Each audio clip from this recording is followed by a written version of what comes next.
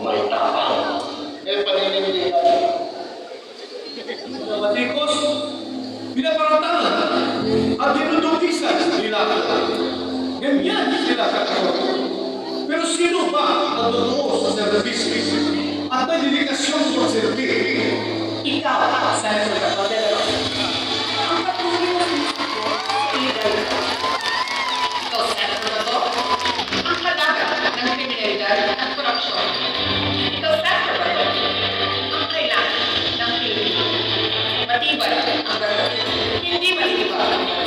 At isunod ko talaga ang buhay ko. Gusto ko, itas kayo.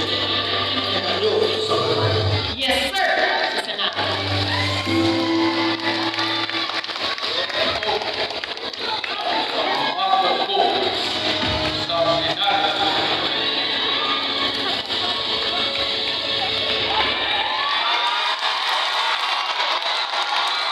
Mayong gabi, kinakatanan. Una, nagpasalamat ko ninyo. Kay bisan, usog ng ulan, huwag mo naglakaw. Salamat kayo kay Gihulan ninyo. O salamat po kay Kabalo ko, nag-view pa kayo. Ay, nag-view. Gikan mo sa mga probinsya. Gikan sa Surigao Sur, Surigao Norte, Agusan Sur, Agusan Norte. Salamat kayo sa inyong pag-alih. Musa, ang pasalamat sa inyong pag-alih, kantahan ka sa mo na akong istorya. Kung tawagan na mong partner,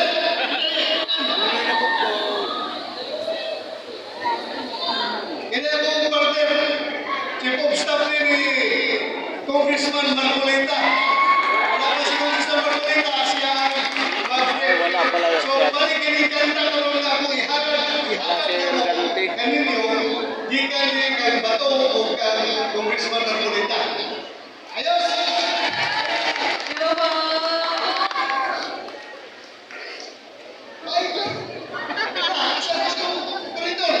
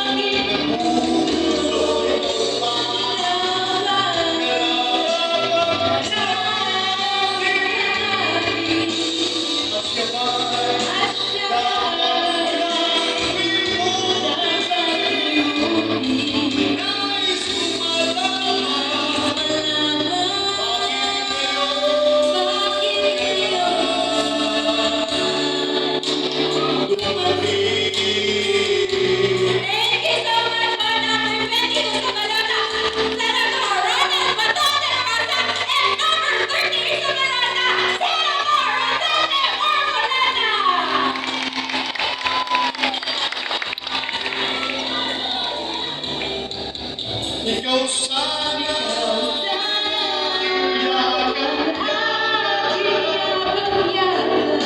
ang iyong kamay ay naging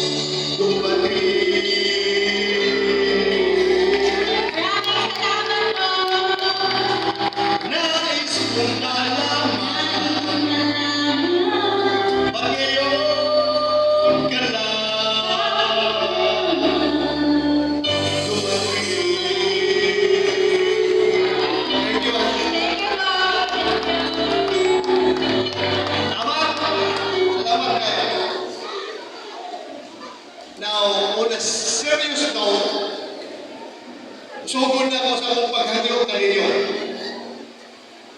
Unang-una na ko yung ganito. Kabalo mo, pagkahuman nilang kidnap o pagbiyahe ang Tatay Digong, paingon dito sa dahil. Ila nang yatak-yatakan ang iyang tawhan katungod. Ila nang gibaliwala ang mga legal na proseso o ila maging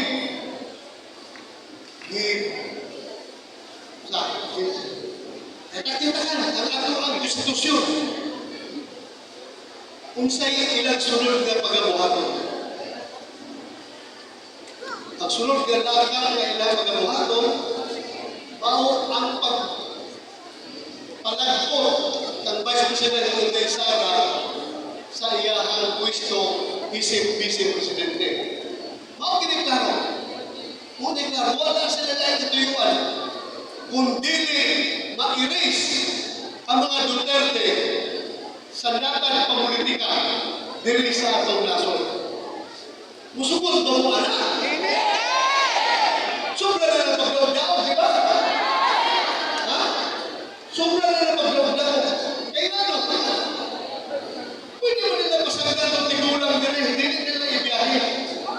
Ano ba mag yung ibiyahe dito? Ang atong papel, isip gobyerno dapat.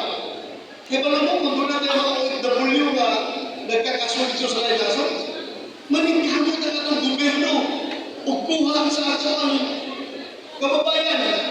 Kaya mo na yung papel sa gobyerno to serve and protect its citizenry. Dipisahan niya.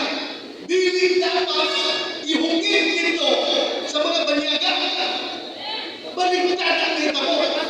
Imbis dipisahan, alagaan, dikit na Pinoon o gibiyahin dito para mawala ang mga Duterte. Dikis na maluloy.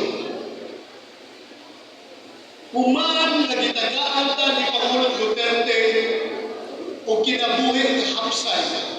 Sulod sa iyang unong katuig kapag pagka-presidente. Gitagaan ta pagkinabuhi ang hapsay. Walay kahadlok sa krimen, walay kahadlok sa droga, o na-minimize ang corruption, unsay gibatos kaniya. Karon, tunga, gihungit siya dito sa mga gandayuan, gihungit siya sa mga banyaga. Sobrang kapagdamdam. Pusa ako. Kabalo, kung doon naman siya sala, kung doon naman siya nahimong kanilang maayo, nanong dili mo nila kasuhan din sa atong korte? Doon na may korte sa Timog Pilipinas. Give me one. Isang isa na ka-korte na sarado, na wala nag-function. Abri ang tanang korte sa Pilipinas para mag-entertain kung doon na may kaso sa iya. Apan, wala nila gipayag dito sa atong korte, tungod kay kaya ba sila? Nagkanagilang nga kaso puno na ginaingon nila nga 30,000 nga mga victims puno sa EJK will not stand in court. Dili mo barog sa korte tungkol kay walay kamatuoran. Huwag buhat na lang sa mga LPE o putok ng mga tao. Lalo kayo na! Kung magpares na kaso, dismiss na yun. Kaya dili tanan ka ng mga batay, buti pa sa EJK. Gusto na. Tiklip nila na EJK na lang. Tinuod, doon na nahitabo kapag-abuso sa mga polis. Apan wala ka na, ipasagdan sa itong gobyerno. Gimbistikahan, gikasuhan, doon na nakakonbikto ka ron. Pero, kinahanglan ba naman i-convicto lahat ng polis nga nagtrabaho? Nagtrabaho na ito nila? Ano, wala may polis na namatay. Wala may polis na nasugatan. Tungkol sa pag-operation sa lugar. Daghan. Apan, gusto nila dito, ipayag kay wala sila ang mga tao dito sa ICC, walang kalibutan kasi nakita mo din sa mga kaso. Ang nagpalo mo kasi nalipay ka ron. Nagtuo ka ng mga kalaban sa mga Duterte na successful sila. Nagtuo sila successful sila silang gihimo. Kapal sa luyo ni tanan. Kinsa nagmaya, kinsa nagmalipayo. Kanang CPP, NPA, NDF.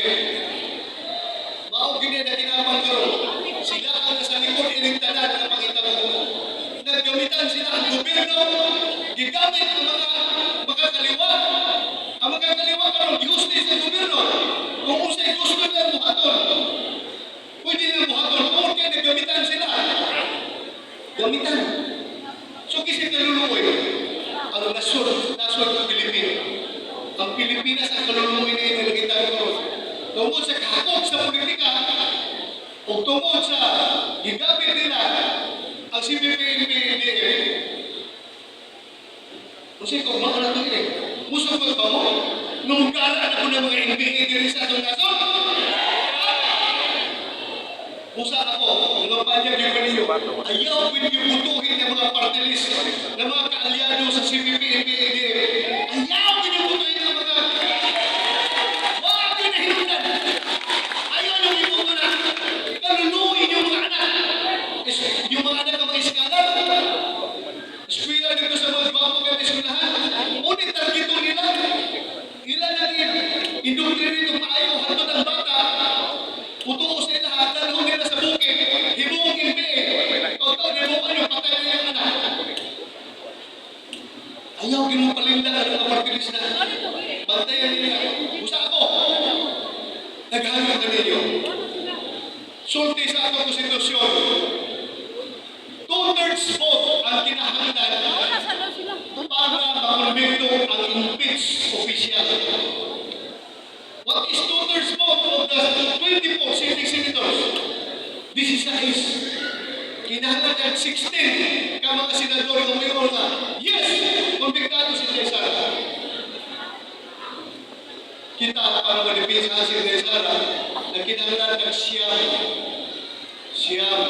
siyam lamang kang senador mayor na. Dili mo sugot. Kaya kung doon natin siyam, ang makuha nila, 15 na lang. Dili sila makakuha 2/3 ka na 16. The magic number is 16. So dapat natin siyam ka senador mayor, dili mo sugot. Karon, ang Duterte ni Dagan, kung kaloy sa Ginoo, makalusot ka ng Napulo. Plus, isa ka sitting senator, si Ruben Hood Padilla, Senator Ruben Padilla. 11 na. So kung doon na tayo 11, ang makuha nila, 30 na lang. 24 naman ka senador. Dili siya kakuha ang 16. So maningkaman ka ako, hangyo gito ninyo, kinasya-kasi. Punta atong i-vote straight, PDP laban. Vote straight, Duterte!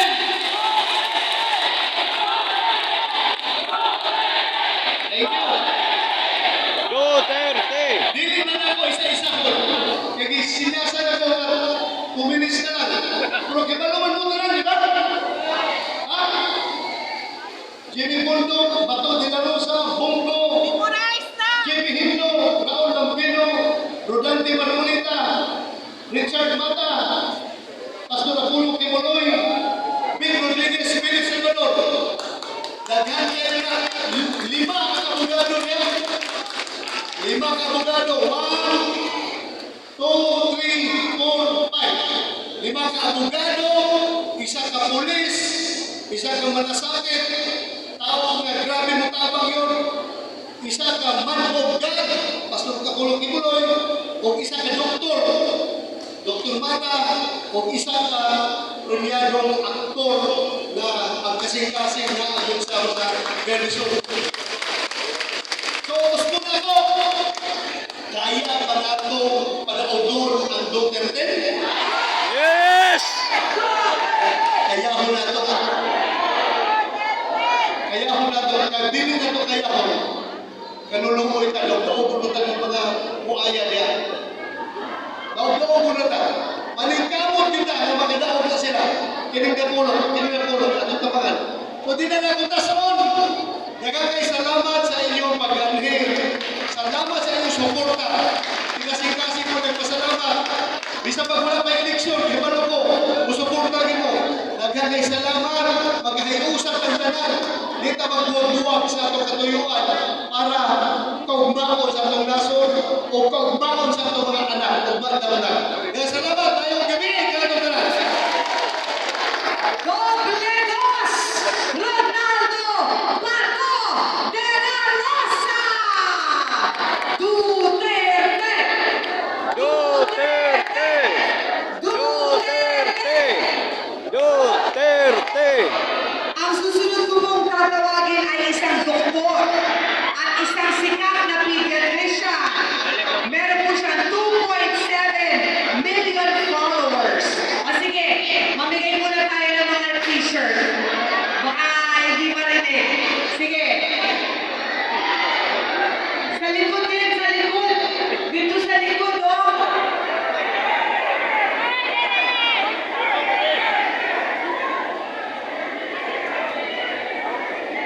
Sige, mamigay mo na yung t-shirt para mas marinig ninyo yung ano. Ayan. Okay na? Okay.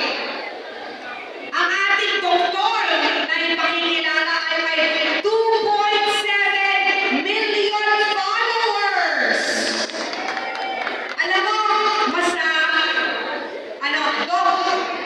Dok Mata, mas maganda siguro kung kakantahan mo na kita bago ka mag-speech para makuha mo yung atensyon ng lahat ng tao. Ayan, okay. Okay, pero bago yan, panoorin muna natin ito dahil talaga mahal na mahal ng susunod ng ating Tatay Digo ang susunod nating doktor at pediatrician. Panoorin natin ito.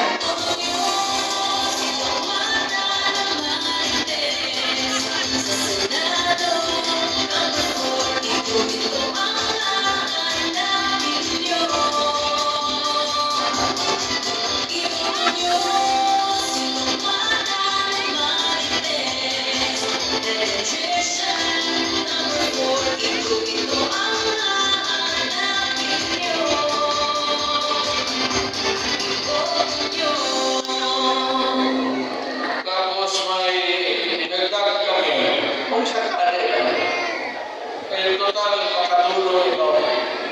Taga-Davao kasi ito. Isasalin mo nila yung iba doktor ito. Pero ang balita ko, mga 8 na pasyente niya namatay na.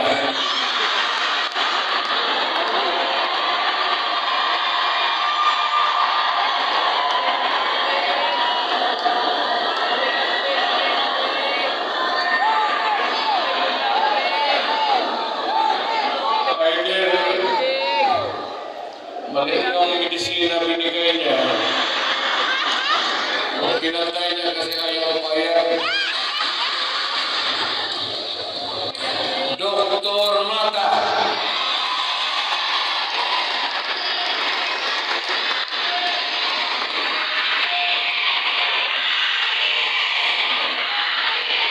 Kung sino ang napakarami po palang tinutulungan nitong tao.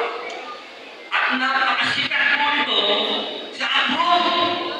Nagulat po ako sa mga pinupuntahan ko mga pagpupulong ng mga OFW. Walang sinasabi sa akin kundi si Dr. Mata. Alam niyo po, ang pinakamaganda sa tao. Hindi yung ikaw ang nagkukwento kung anong ginagawa mong mabuti. Alam niyo po kung sinong nagkwento sa akin, mga OFW na katulungan